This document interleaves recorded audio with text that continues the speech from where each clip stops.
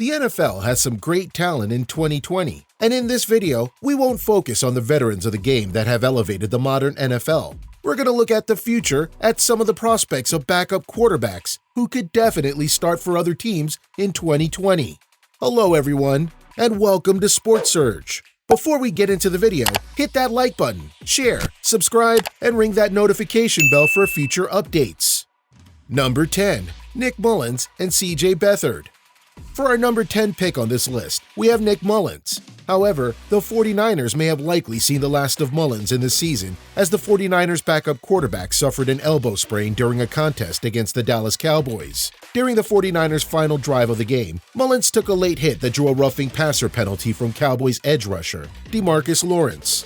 Mullens was then replaced by fellow backup CJ Beathard, who went on to finish the game completing 5 of 7 passes for 100 yards and a Hail Mary touchdown to end the game.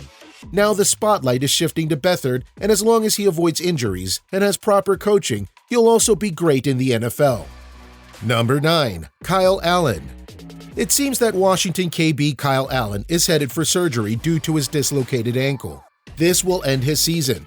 ESPN's Jerry Fowler said, quote, "Allen is trending towards missing the rest of the 2020 season after suffering the horrific injury while playing against the Giants. The football team won't know Allen's long-term prospects until he has surgery, though. If Kyle Allen can fully recover, he'll be back on the road to greatness like he was before the terrible injury." Meanwhile, Alex Smith will start for Washington, and Dwayne Haskins can move up to backup quarterback, end quote. Fans hope for his return as well as his teammates because Allen instilled hope in Washington's playoff odds over the past few games. Number 8. Jacoby Brissett. Brissett said he was surprised when coach Frank Reich gave him the news last winter that they were replacing him with veteran Philip Rivers as the starter. Reich acknowledged that Brissett, like any other player would be, was upset by the demotion, but will still have his days on the field as Rivers is close to retirement.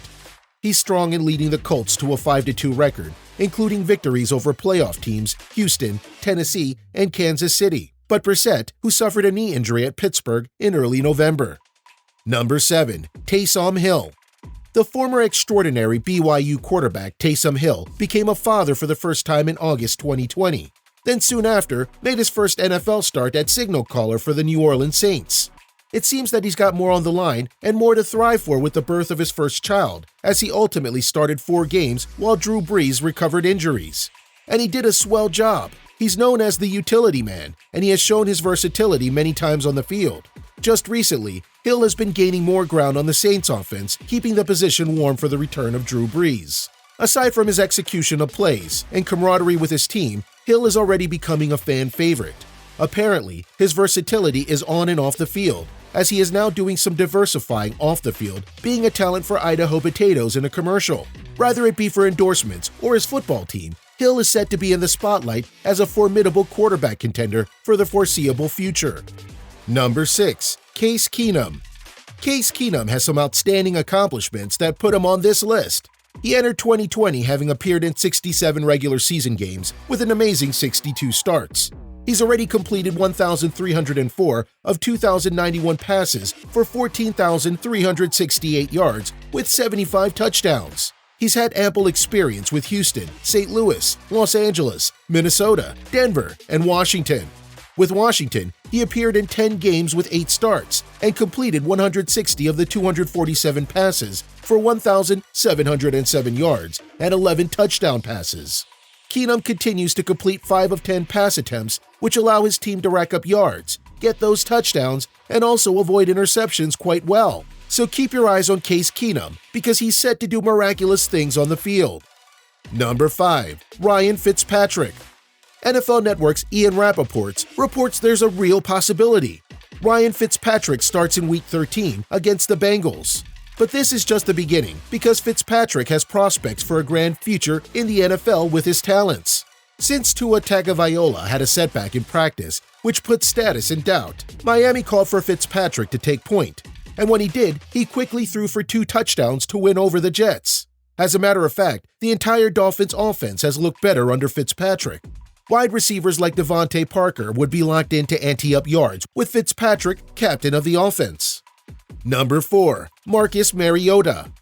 It's crazy how quickly things change in the NFL. At first, you could be settled and secured on a team, then the next moment, the front office is considering alternative options for your future. This is the case with Marcus Mariota. His talent is not the question per se. It's a combination of finding that mission link that the Raiders need to advance to the Super Bowl. But it will be a very tough choice for the Raiders, as Mariota is too good to just dump into the free agent pool after the season. In their difficult choices, they could keep Mariota around as Derek Carr's backup, trade Mariota for a defensive player, or draft capital, or keep Mariota and trade Carr. When it comes to the fans' opinion, they want to keep Mariota. However, Gruden has the final say overall. Either way, no matter where Mariota ends, he'll be an asset to his team. Number 3. Nick Foles. Trubisky and Foles have each started 7 games, and this is the way to go for a second-string quarterback, with the Bears at 5-2 with Trubisky at 2-5 with Foles. The Bears have scored 198 points in the 7 games started by Trubisky, and 117 points in the 7 games started by Foles. And when you look at the Bears' offense progression of yards, they have gained 2,650 yards with Trubisky and 1,905 yards with Foles. The Bears are 7-7 and only a game out of the last wild card in the NFC, which is something few people actually expected just a couple of weeks ago. And although the much-maligned quarterback Mitchell Trubisky deserves a lot of credit for that, as he opened the season for the Bears, Nick Foles is only set to return to the lineup as soon as he recovers from his injuries. And prospects show that he'll be able to start in the coming weeks with high prospects of taking over as starting quarterback in the future. Number 2. Jameis Winston. Before Jameis Winston could do more damage to opposing teams, he had unfortunately been placed on the reserve COVID-19 list less than 2 hours before his Saints face-off with the Kansas City Chiefs. NFL Network's Steve Wish reported that Taysom Hill will serve as the backup to Breeze, since Winston was out for a while. Strangely, no other Saints player landed on the list that Sunday. Winston was initially thought to be first in line to replace Breeze, but coach Sean Payton opted for his veteran, who usually carried the ball more than he threw it in a game.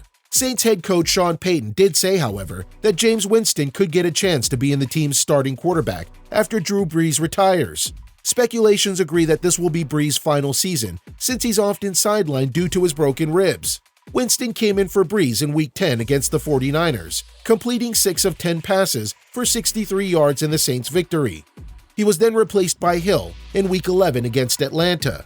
The team's decision on a post-Brees QB will have lasting implications for Saints pass catchers, including Alvin Kamara and Michael Thomas. So prospects are definitely looking up for Jameis Winston. Number 1. Andy Dalton. In December of 2020, the Dallas Cowboys were big winners after a 41-33 victory over the San Francisco 49ers, and Andy Dalton gained more clout as he was a huge factor in that win. As a matter of fact, it was the Cowboys' highest scoring output of the year. They executed the 2 best play sequence that came midway through the third quarter with the game tied.